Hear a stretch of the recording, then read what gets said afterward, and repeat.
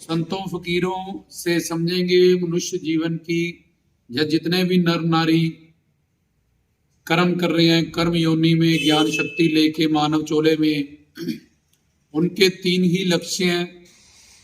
जिनको पाने के लिए वो संसार में घर परिवार, रिश्तेदार, कोठियां, कारें, बच्चे, जो भी वो इकट्ठा कर रहे हैं, जो अपने मानव जीवन में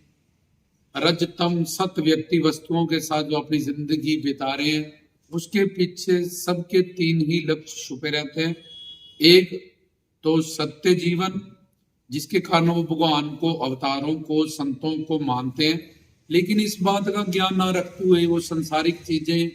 ही, जब संसार के सुख ही मांगते रहते हैं, उसके बाद भी वो मर जाते हैं और फिर 84 लाख में घूमते हैं, और वो सब चीजें पाके भी उनका मन तृप्त नहीं होता, सुख शांति प्रेम आनंद से युक्त नहीं होता,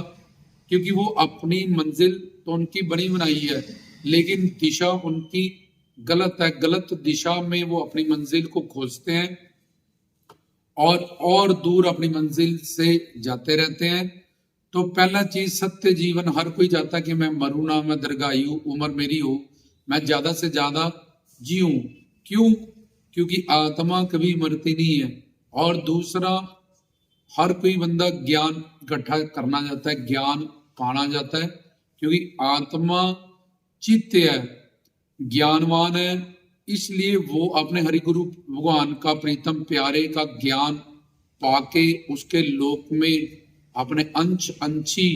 जैसे आग जलाओ सूर्य की तरफ आग ऊपर जलती है, पानी ढेलान की तरफ जाता है, समंदर की तरफ, मोम फिर मेल्ट होके नीचे आता है, ऐसी वो अंश शक्ति है परमात्मा की, अपने अंशी के बारे में ज्ञान प्राप्त करके उससे मिलना चाहती है उसके लोक में, और अपने सच्चिदानंद स्वरूप को, सुख शांति प्रेम आनंद को, पर्सनल प्रॉपर्टी नेचर को, जो अज्ञानता विवेक के कारण उसने खो दी है, वो हासिल करना चाहती है। तो दूसरा हमारा जो लक्ष्य है ज्ञान पाना। अब जिनके संस्कार फलीभूत हुए, उदय हुए पुण्य, वो उनको गुरु मिला, गुरु के पास गए तो आध्यात्मिक ज्ञान, जहाँ तत्व ज्ञान, जहाँ मेन जो ज्ञान है आत्मा परमात्मा माया, ये मानव जीवन क्यों मिला, हम कहाँ से हैं, मर के कहाँ जाएंगे, मानव जीवन का उद्देश्य क्या है, हम 84 लाख में कैसे फंसे, परम सुख क्या है, सब दुख कैसे मिटेंगे, ये सब चीजों का ज्ञान प्राप्त करते हैं। और बाकी लोग संसार का ज्ञान, कोई डॉक्टर, कोई इंजीनियर, कोई वकील बन रहा है, कोई रसोई घर का ज्ञान, कोई राजमिस्त्री का ज्ञान, क्योंकि ज्ञान पाने की भूख है सबके अंदर। और अगर स्पिरिचुअल ज्ञान नहीं मिलेगा, उसको इतने कर्म पुण्य फलीभूत नहीं होंगे, तो वो संसार का ही ज्ञान इकट्ठा करेगा, फिर एंड में 84 लाख में वो घूमेगा। और तीसरा प्रेम, सच्चा प्रेम हर कोई चाहता है अपने मानव जीवन में, उसी को सुख शांति प्रेम आनंद कहते हैं कि इससे प्रेम, पत्नी से, बच्चों से, रिश्तेदारों से हमें प्रेम मिल जाए, सच्चा ऐसा सुख मिल जाए, ऐसा प्रेम मिल जाए कि जो अनंत काल का हो, जिससे बड़ा कोई सुख ना हो। पर संसार में एक से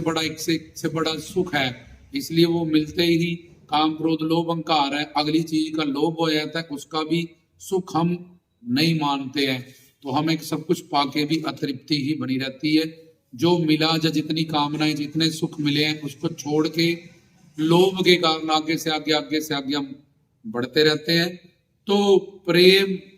तीसरा हमारा जो लक्ष्य है, जो हम पाना चाहते हैं, जो अनंत मात्रा का सुख है, जो अनंत काल के लिए एक बार मिल जाए तो फिर हमेशा के लिए वो मिले, हमसे वो छीना ना जाए।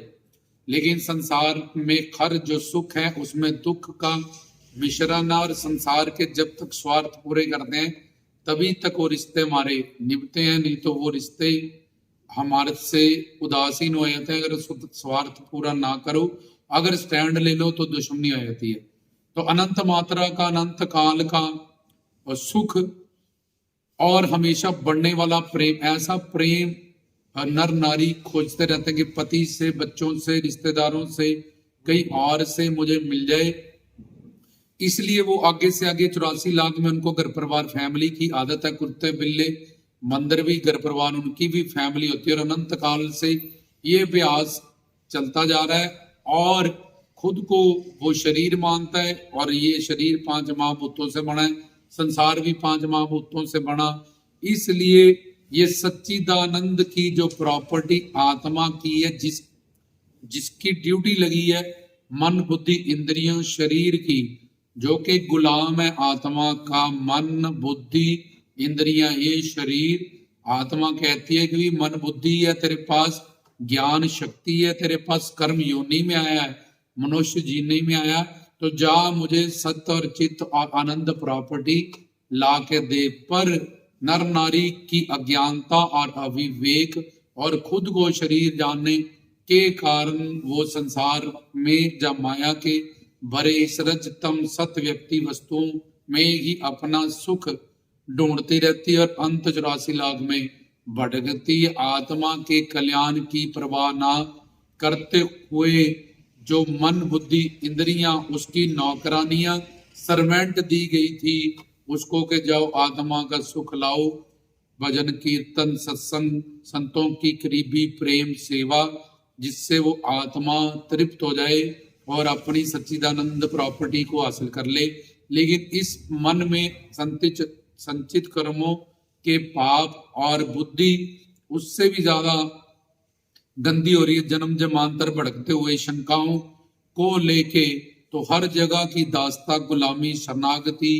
वो करता है और आगे से आगे संसार में पहले कल्ला था, अब शादी होगी, अब बच्चे हो गए, तो करता करते ये 30 40 35 बंतों में वो फंस जाता है। अपने भी उसको दुख लगे हैं, 3 ताप 3 शरीर 4 दोष 5 क्लेश 5 विकार आदि देवी खाद भौतिक आध्यात्मिक, प्लस ये 35 40 बंदों के दुखों के साथ भी वो दुखी है तो दुखी, वो सुखी है तो सुखी, वो जुड़ जाता है। वो सारा जीवन जब तक समझो तब तक ये जीवन निकल जाता है हाथ से, फिर वो 84 लाख में बढ़ता है। लेकिन सबके जो लक्ष्य है वो 3 ही है, सत्य जन्म मरण से परे होना, कोई मरना नहीं जाता, दूसरा ज्ञान और तीसरा प्रेम। ये 3 लक्ष्य हर किसी के हैं, चाहे संसार में वो भक्ति करता है कि नहीं करता, वो नास्तिक है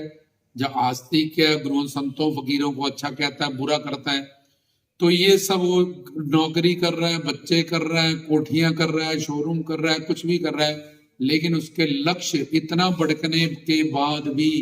कर्म बंधन में बंधने के बाद भी, इतना पापों से युक्त होने के बाद भी, इतना बड़ा संसार में वो अपने इन लक्ष्य को बदल नहीं पाया। फिर उसके, क्योंकि वो उसका नेचर है, स्वभाव है, तो जब वो अपना नेचर और स्वभाव को समझ लेगा और ये सत्य और चित्त और आनंद की बनी बनाई मंजिल कि ये किसके पास ये सामान कहाँ पड़ा है, किसके पास है